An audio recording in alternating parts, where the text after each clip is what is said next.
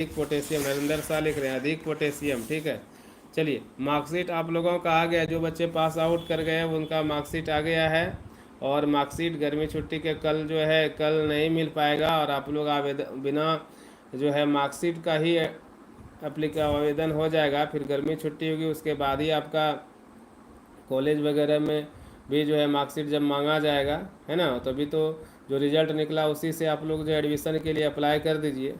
स्नेहा कुमारी लिखते हैं सबसे अधिक जो है सक्रिय धातु पोटेशियम, सबसे कम सक्रिय धातु सोना है, गोल्ड है। चलिए, तो इसमें विद्युत चालकता के बारे में भी पढ़े हम लोग, उसकी घुलनशीलता जाने, धातु आयनिक यौगिकों का गलनांक और क्वथनांक कुछ होता है।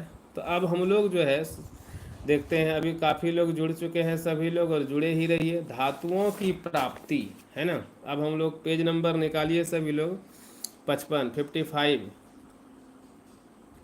क्या प्रशांत तुम्हारे पास 10 का बुक है तो मैसेज करो। जो भी पास आउट बच्चे हैं उनके पास अगर बुक नहीं है तो बुक जो है मिल जाएगा, है ना। वो बुक अगर नहीं लौटाए हैं तो वो उस बुक का यूज कर लीजिए।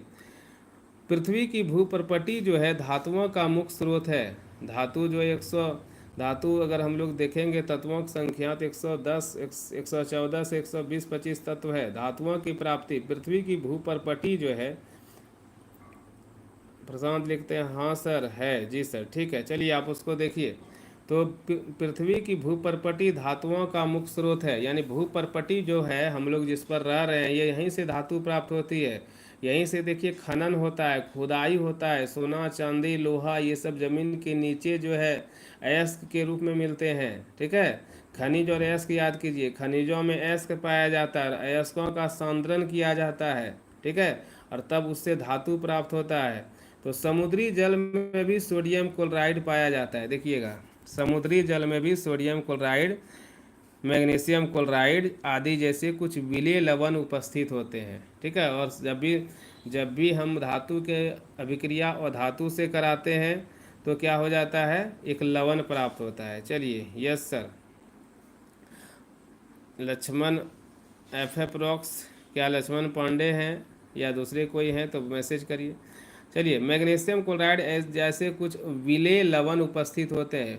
विलेय लवण है पृथ्वी की भूप्रपटी में प्राकृतिक रूप में पाए जाने वाले तत्व या यौगिकों को खनिज कहते हैं। अब खनिज और अयस्क में क्या अंतर है, खूब पूछा जाने वाला क्वेश्चन है। मिनरल्स एंड ओर, पृथ्वी की भूप्रपटी में आप जो जमीन जहाँ पर रहते हैं, पृथ्वी की भूप्रपटी में प्राकृतिक रूप से पाए जाने वाले तत्व या यौगिकों को खनिज कहते हैं। ठीक है, अब है कुछ स्थानों पर खनिज में विशेष धातु काफ़ी मात्रा में होती है। अब खनिज में 3-4 धातु रहता है, लेकिन एक धातु बहुत ही अधिक होती है जिसे निकालना लाभकारी होता है। अगर लगा कि हमको इससे लाभ प्राप्त हो, मान लीजिए एक लोहा भी निकल रहा है और लोहा के साथ जो है उससे कम मूल्यवान चीज़ें भी निकल रही है, चूना पत्थर ये सब भी निकल रहा है, तो हम देख रहे हैं कि लोहा अधिक मात्रा में और निकालेंगे तो हमें फ़ायदा होगा।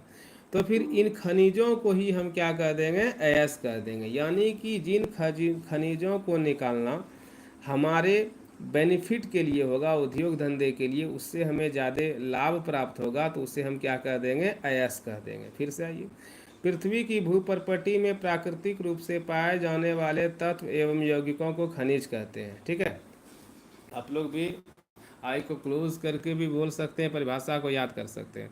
पृथ्वी की भूप्रपटी में प्राकृतिक रूप से पाए जाने वाले तत्वों या यौगिकों को खनिज कहते हैं। ठीक है, लक्ष्मण पांडे, चलिए ठीक है, वेरी गुड। कुछ स्थानों पर खनिज में कोई विशेष धातु काफ़ी मात्रा में होती है जिसे निकालना लाभकारी होता है, बेनिफिट है। इन खनिजों को एस कहते हैं। तब धातुओं का निष्कर्षण देखिए, ठीक है, कैसे धातु को हम प्राप्त करते हैं।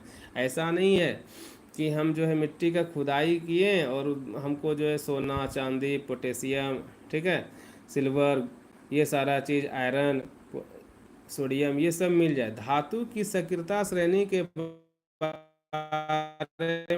में आप पढ़ चुके हैं कि सोडियम पोटेशियम मैग्नीशियम कैल्शियम हम लोग पढ़ चुके हैं कि ऊपर से नीचे। धातु की सक्रियता श्रेणी के बारे में आप पढ़े, सक्रियता श्रेणी, इसलिए आप आसानी से समझ सकते हैं कि अयस्क से धातुओं का निष्कर्षण कैसे होता है। अयस्क से धातुओं का निष्कर्षण, अयस्क से ही धातु निकलेगा। सबसे पहले देखिए खनिज से क्या निकला, सबसे पहले चट्टान। सभी बच्चे ध्यान में रखें, सबसे